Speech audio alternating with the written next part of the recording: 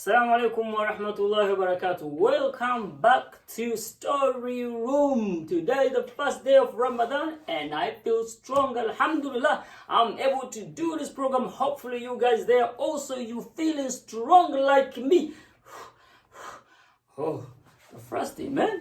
It's so much. You know what? Even my colleague could not make it today, so I'm on my own in the studio. So today's program was going to be like you. Oh, you made it? Yeah. Right. Okay. Are you fasting? Yeah, I'm fasting. And you did not tell the truth. I said everything truth. You was in here. Are you fasting? Yes. Right. So I'm sorry. I should not say that. I'm sorry. Right, guys. Lesson number 1: when you're fasting, always you got to speak the truth.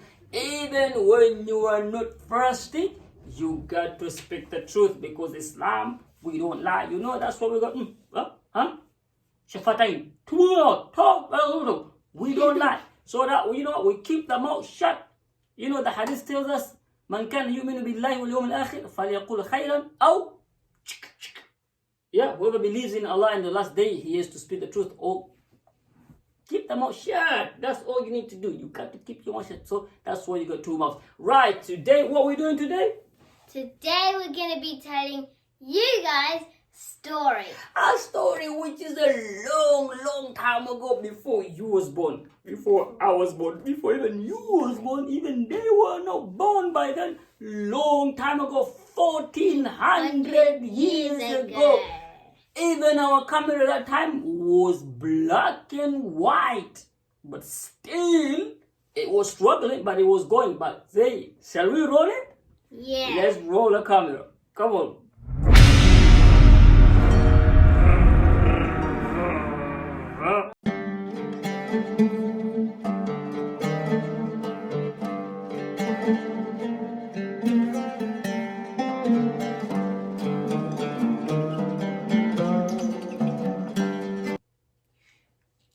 The Prophet and the Blind Man.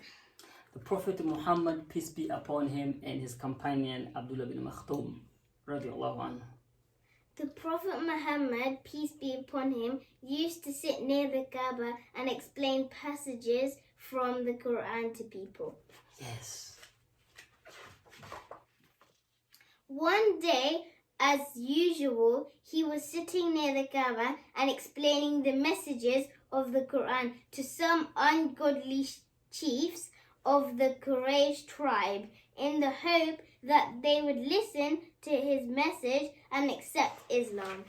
Yes, so that day Nabi Muhammad was busy engaging himself with these chiefs of the Qurayshi, and he was telling them about Islam, telling them, thinking they will come to Islam, inviting them with good words. As he was talking to the chiefs, a blind man whose name was Abdul bin Makhtoum approached him. Yes, this is the companion of Nabi Muhammad sallallahu alaihi wasallam. Approached him. Is the blind man doesn't see? So he went. So you can picture this now. The Prophet is busy with the big people, chiefs. Is talking to them, important people. You know, in society you think they're very important people. But then Ibn Makhtoum walks in without seeing the Prophet Muhammad sallallahu alaihi wasallam. The blind man did not realize that the Prophet, peace be upon him, was sitting with some high-ranking people and was discussing some important matter with them. So he walks in without realizing anything. He just walks in and go on. As soon as the blind man approached the Prophet, he said, "O Messenger, teach me about whatever Allah has taught you." So the blind man comes to the Prophet Muhammad sallallahu and he's busy surrounded with his chiefs of Quraysh. Then blind man walks in and says, "Teach me about Islam." The Prophet Muhammad, peace be upon him, was annoyed at the blind man cutting in like this and spoke rudely with him. So he spoke roughly with him, and then he turns around because he wants his attention, full attention he was giving to these people, thinking that these people, as soon as they accept Islam, things will be good. But Allah did not like the way the Prophet, peace be upon him, responded to the blind man who had come to seek guidance from him. Okay, here the lesson, of course, we'll come to see in the end. You know, Allah subhanahu wa ta'ala guides whom He will, regardless what the status, whether you are poor or rich, whether you are blind or you have your sight. The following verses of the Quran were then revealed to the Prophet, peace be upon him. بسم الله الرحمن الرحيم عبس وتولى أن جاءه الأعمى وما يدريك لعله يزكى أو يذكر فتنفعه الذكرى أما من استغنى فأنت له تصدى وما عليك ألا يزكى وأما من جاءك يسعى وهو يخشى فأنت عنه تلهى كلا إنها تذكرة فمن شاء ذكره. So the Quran was revealed. So this is a very important matter. You know, until the Quran to be revealed, that matter must be very, very, very important. The Prophet Muhammad, peace be upon him, later gave in and treated Ibn Maktoum ever after with great respect, finally making him governor of Medina. So after the Quran was revealed, Nabi Muhammad put Ibn Maktoum in the front seat and always treated him very well, and he made him a governor of Medina.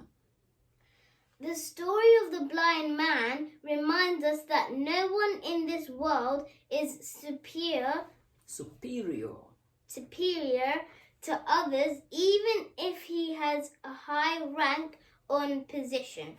Right, there's a great lesson here to learn, because sometimes people, when they are with other people, the great people, or maybe chiefs or whoever have a rank, when they see certain people, they hide in themselves. They don't want to be seen by them because they don't want to be engaged in their conversation. So Islam is not like that. All people are equal in the sight of Allah, except, you know, the only difference is the one who have more rank to Allah is the one who fear Allah the most.